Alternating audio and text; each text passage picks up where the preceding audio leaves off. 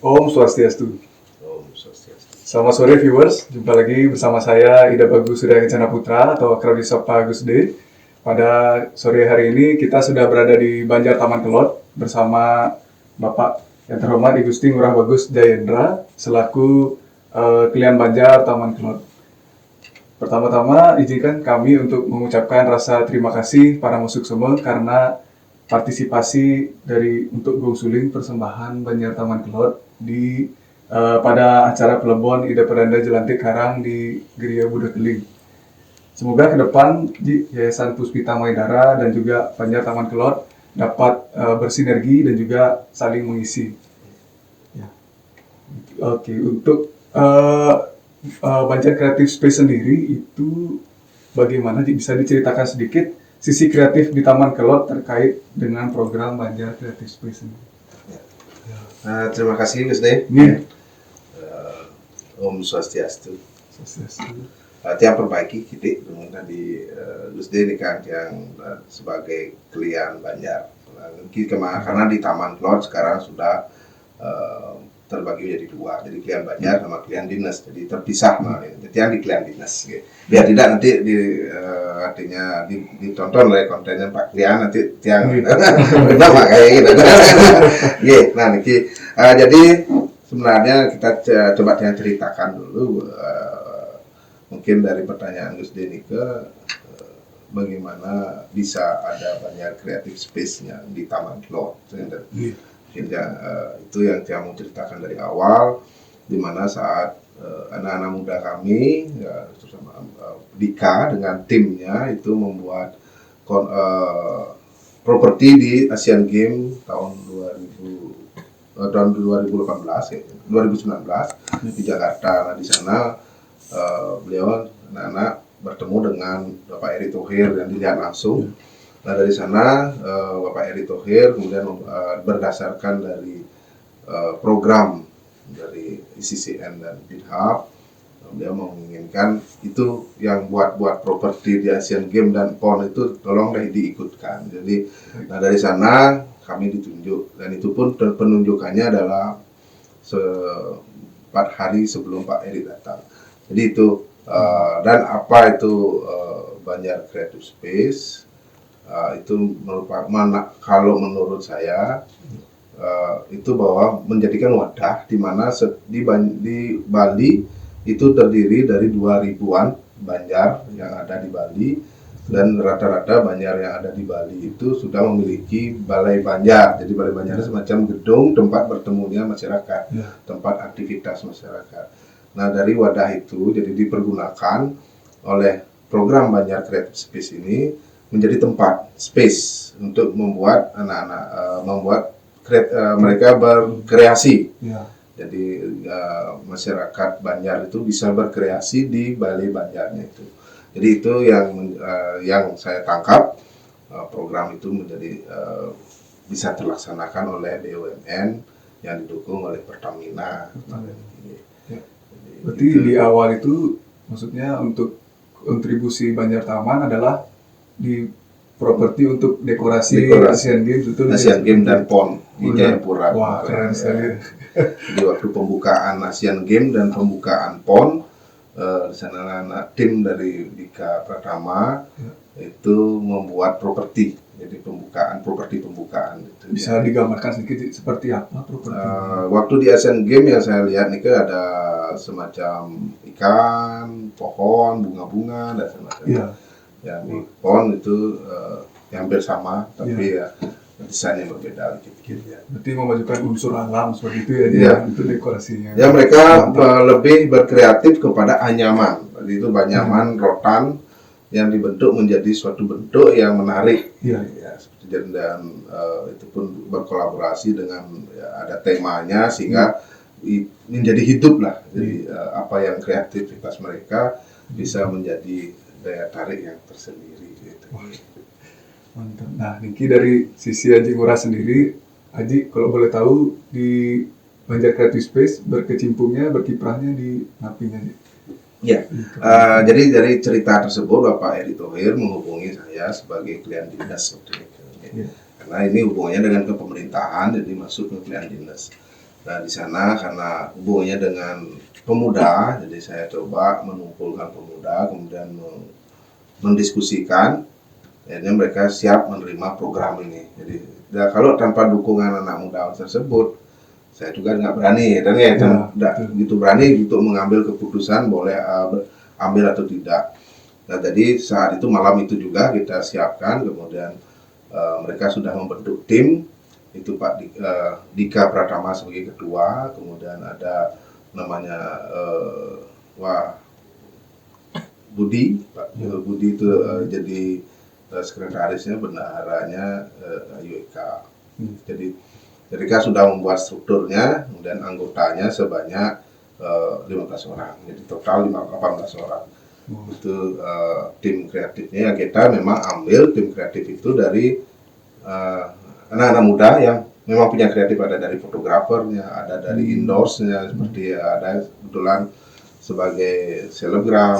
Ya, jadi kemudian ada yang bisa pintar ngedit video dan segala macam, ada yang IT yang memang bisa membuat web dan segala macam. Jadi itu kita jadikan satu, jadi marketing dan segala macam itu kita masukkan dalam tim ini.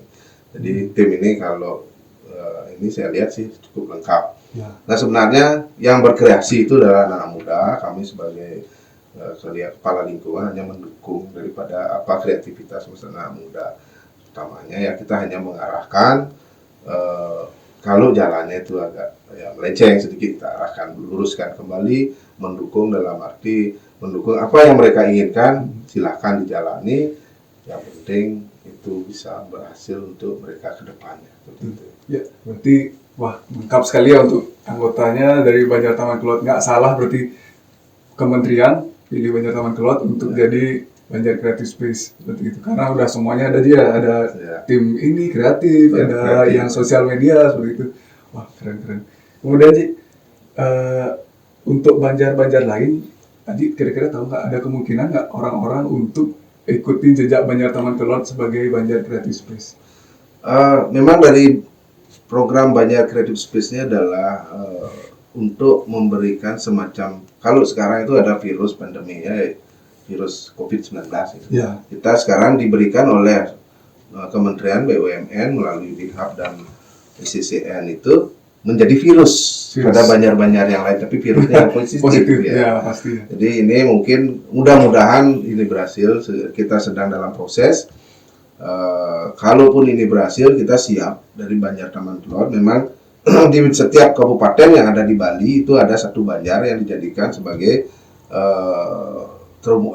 modelnya, untuk modelnya. Jadi role modelnya jadi satu Banjar nanti yang akan mengembangkan keluar. Jadi ke Banjar mana yang bisa mau tertarik, silakan nanti belajarnya ke kami gitu. Jadi seperti itu, dan itu pun kami tinggal melaporkan nanti kepada pemerintah bahwa ada Banjar yang akan tertarik membantu kita untuk belajar, ya mudah-mudahan dananya juga dibantu kan gitu. Jadi karena sekarang ini dari Banjar Creative Space ini, program ini, satu Banjar itu mendapat 200 juta bantuan dalam menjalankan program ini, baik itu dari pengembangan SDM, itu dibagi dua, pengembangan SDM dan pengembangan produk apa yang kita akan pasarkan. Jadi dari SDM-nya bagaimana dia dari program ini melatih SDM dari orang-orang yang kreatif ini bisa lebih mengerti tentang digital marketing. Untuk ini maksudnya untuk pelatihan seperti itu, apakah diadakan oleh Banjar sendiri ataukah dari kementerian memfasilitasi? Untuk pelatihan itu dari pengembangan SDM itu difasilitasi oleh BidHub bekerja sama dengan Primakara. Jadi STIMIK Primakara, dari STIMIK Primakara memberikan kami instruktur. Jadi pembelajaran setiap minggu kita ada pembelajaran. Jadi setiap minggu sekali kita diberikan pembelajaran tentang digital marketing, tentang produk dan produk kreator dan segala macam.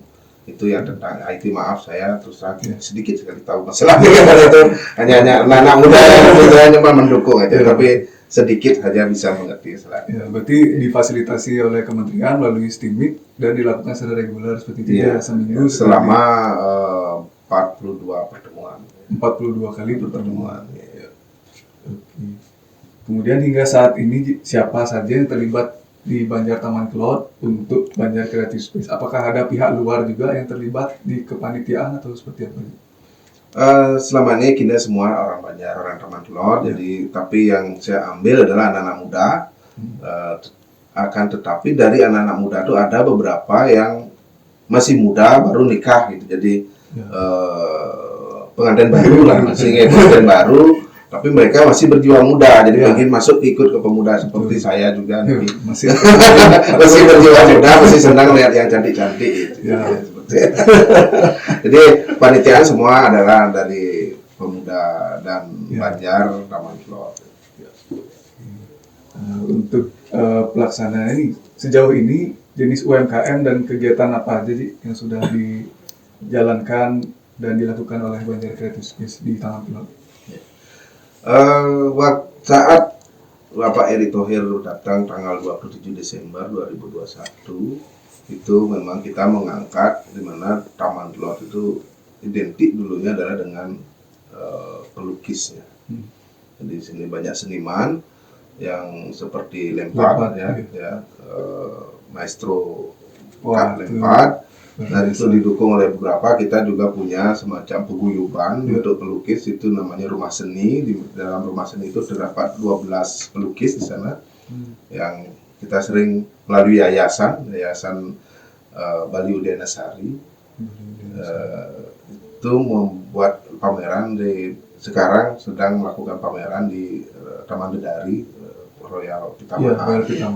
Jadi karya seni daripada pelukis kita itu kita pamerkan, dan saat Erick Thohir juga kita pamerkan, dan saat itu ada laku satu lukisan yang dibayar oleh Bapak sebanyak nilainya 40 jutaan. Wah, itu menjadikan modal bagi kami. Nah selain itu juga kita mengembangkan ada sesuai dengan keinginan Bapak Erick seni anyaman yang didukung oleh anak-anak muda dari Diklat Pratama tersebut yang dipentaskan di Asian Games dan di PON.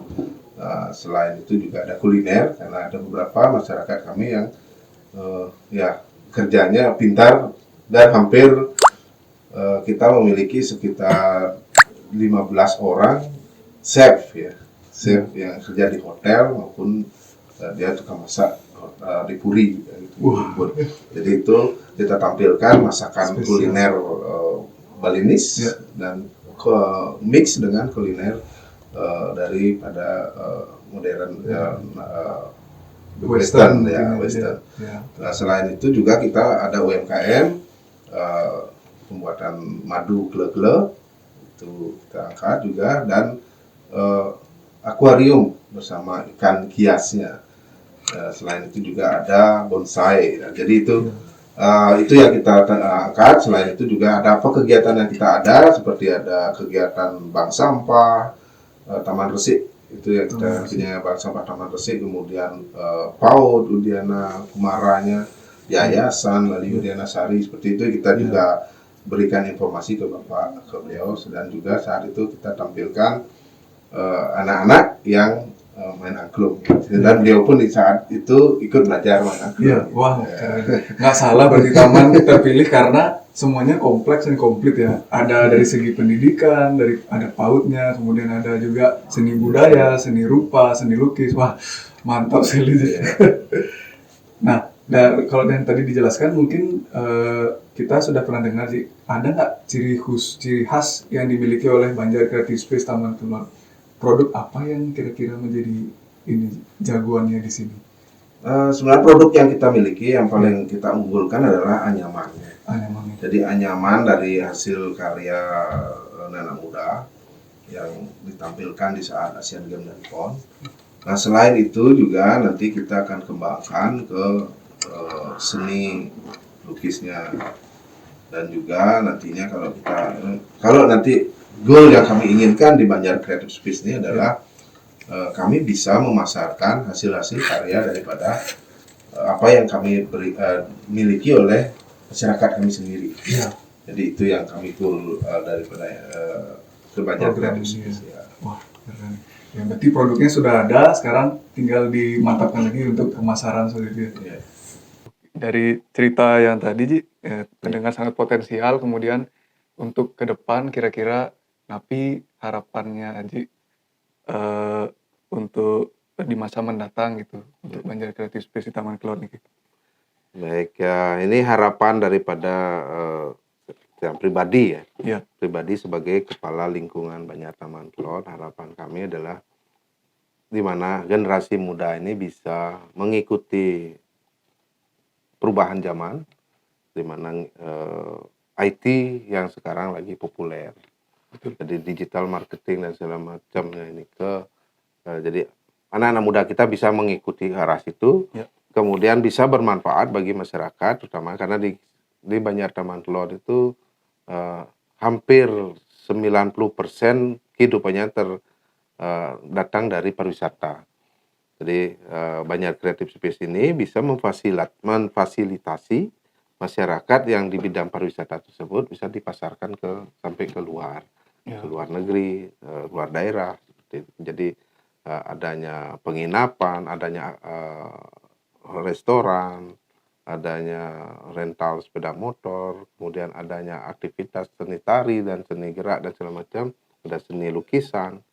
Jadi itu kita bisa informasikan sampai keluar. Ya. Nah dari hasil itu ada masyarakat luar yang datang memberikan income kepada masyarakat kami. Ya. Nah dari income ini mungkin kita bisa dari Banjar Creative Space ini memanage income itu masuk, diambil beberapa persen dipergunakan untuk organisasi Banjar. Jadi mendukung daripada kegiatan-kegiatan di Banjar seperti Odalan di Pura, kemudian ada pengabdian massal. Nah, seperti itu bisa mendukung dari hasil income yang didapatkan oleh masyarakat. Jadi beberapa persen, mungkin 1-2% diambil penghasilan itu untuk mendukung kegiatan-kegiatan secara organisasi. Wah, sangat baik sekali. Jadi program ini selain untuk membantu masyarakat juga membangkitkan gairah ekonomi dari wilayah lingkungan Banjar Taman Kelot. Oke, Ji, terima kasih banyak. terima kasih banyak. Sebentar lagi kita akan langsung wawancara juga bersama I Gusti Ngurah Dika Pratama. Ya, demikian untuk sesi pertama. Oke, untuk sesi kedua ini kita sudah bersama I Gusti Ngurah Dika Pratama, atau akrab disapa Bli Ngurah. Beliau merupakan ketua dari program Banjar Creative Space di Taman Kelot. Ya. Selamat sore, Wi. Jadi sempat kita amati pada saat Plebon di Puri Pelihatan, Banjar Taman Kelot itu mempersembahkan barisan pembawa tombak-tombak panjang nih. Gitu. Apakah hal tersebut merupakan salah satu produk dalam program Banjar Creative Space atau gimana? Kalau ditinjau dari segi program di dalam program Banjar Creative Space Niki, menurut dia sih ini penunjang sebenarnya, penunjang. Bisa dikatakan bahwa sebelum program Banjar Creative Space ini jalan, seharusnya Banjar itu sudah fungsi Banjar memang untuk wadah sebagai kreatif kan, gitu. Betul. Cuman dalam program ini masuk jadinya lebih ke dikhususkan kembali gitu. Nah, dari yang dilihat kemarin Niko di Plebon Puri Pelihatan memang itulah istilah kalau dibilang sekarang itulah produk kami. Produk dari sudut pandang keseniannya. Itu akan menunjang karena program Creative Space kami di Banjar Taman Kelot itu dikhususkan untuk pariwisata nantinya, untuk pengenalan kebudayaan kami, itu bisa jadi penunjang nantinya gitu.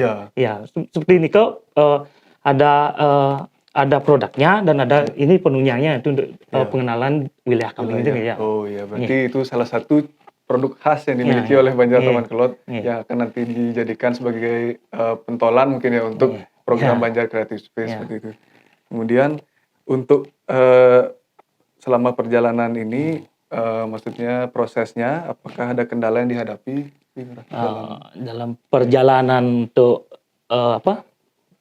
Banjar Creative Space niki, kendala yang berat itu kayaknya belum, cuman kita masih dalam misalkan dari segi ngatur waktu dengan teman-teman, karena pertimbangannya nih kan yang orang-orang terlibat di dalam kegiatan kami niki memang orang-orang yang memiliki keahlian di bidangnya masing-masing. Makanya mereka tuh kayak memang kayak kerjaannya udah di sana. Untuk biasalah untuk mengklopkan barang-barang niko memang agak sulit. Cuman niko bukan kendala banget yang mesti kita harus berpikir panjang banget itu enggak banget gitu. Ya yang terpenting memang visi kita ke depan atau sama juga dulu gitu untuk memantapkan jalannya program ini ke depan gitu aja sih. Ya, Nggak berarti begitu. Gitu.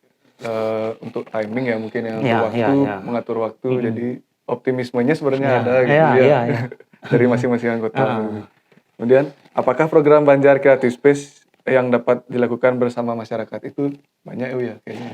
Tentu karena dalam penerimaan program kami ada beberapa pelatihan seperti ini yang memang melibatkan dari PKK, pemudi juga tim dari pemuda. Gitu. Nah, program-program inilah yang kita sebar, artinya kita libatkan ke masyarakat yang imbasnya pun nanti masyarakat bisa membuat produk. Kita yang mungkin akan memasarkan, jadinya ini kayak saling berhubungan saling berhubungan. Jadinya UMKM dari Banjar terangkat, kita juga punya wadah untuk program ini jalan gitu. Betul. Ya mungkin seperti itu gerakan kami. Ya, untuk masyarakat. Wah, keren sekali ya. Berarti saling mendukung dan maju bersama kayak gitu. Ya. Kemudian untuk program yang akan segera ongoing atau yang sedang dimantapkan sekarang apa? Untuk Banjar Creative Space. Ya, untuk pemantapan program memang kita masih belajar untuk jalan istilahnya. Kalau Bali ini kok numegang gabang gitu. Cuman banyak sebenarnya yang dari arahan, kemudian dari mentoring dari tim Banjar Creative Space niki banyak sebenarnya yang kita dapatkan gitu. Nah, khususnya dari marketing, gimana caranya memasarkan, kemudian bagaimana caranya membuat produk segala macam itu. Harap ke depan memang kita harus punya pematangan untuk misalkan kita pengen buat wadah yang memang untuk menampung usaha UMKM dari itu. Dan kalau lebih luasnya lagi ya ini program ini atau produk kami ini bisa dikembangkan bahkan kita nggak mau bilang di Bali aja, kita harus keluar lah gitu. Karena tujuannya memang seperti itu gitu. Ya. Dan potensinya memang ada gitu. Jadi harus keluar dan lebih luas lagi gitu ya. Oke, mantap sekali. Kemudian, nah ini programnya apakah sudah launching atau gimana? Untuk produknya sendiri? Oke. Kalau produk kita kurang lebih ini sudah berjalan 4 sampai 5 kali pertemuan. Tapi dalam dalam pelatihannya kita harus lanjut sampai 18 kali pertemuan. Nah, jadi ini masih pemantapan. Untuk launchingnya sabar dulu deh. Nanti kita bicara lagi ke depannya gimana gitu. Pasti kita sampai juga nanti. Mungkin orang-orang maksudnya ada viewers yang pengen tahu kapan nih gitu, penasaran gitu. Jadi nanti ketika sudah mantap, produknya sudah ada dan berjalan, kira-kira apakah masyarakat luas bisa datang ke sini? Di mana lokasinya bisa diinfokan mungkin? Jadi kami base camp kami berada di Gedung Serbaguna Banjar Taman Kelot. Nah, terus karena informasinya kita update-nya nih di IG, Instagram, nih bisa dilihat di STU Diana. Kemudian di Facebook juga STU Diana. STU Diana. Kemudian kalau kegiatan yang luang lingkupnya lebih luas di Banjar Taman Kelot, Niko ada di FB di lingkungan Banjar Taman Kelot. Niko semua informasi yang kita lakukan di Banjar khususnya Niko ada di sana. Lengkap di situ ya? Iya. Oke, kalau penasaran bisa cek di STU Diana atau alamat Banjarnya di mana nih? Alamat Banjarnya Jalan Sanat. Jalan Sanat di Banjar Taman Kelot. Ya. Oke. Demikian nih interview wawancara kita bersama panitia dan ketua Banjar Creative Space Banjar Taman Kelot. Terima kasih Ngurah untuk waktunya. Sama-sama. Selamat sore untuk viewers. Semoga Banjar Creative Space akan semakin berkembang dan maju dan juga mencapai goal yang diinginkan ke depan. Terima kasih. Om Santi.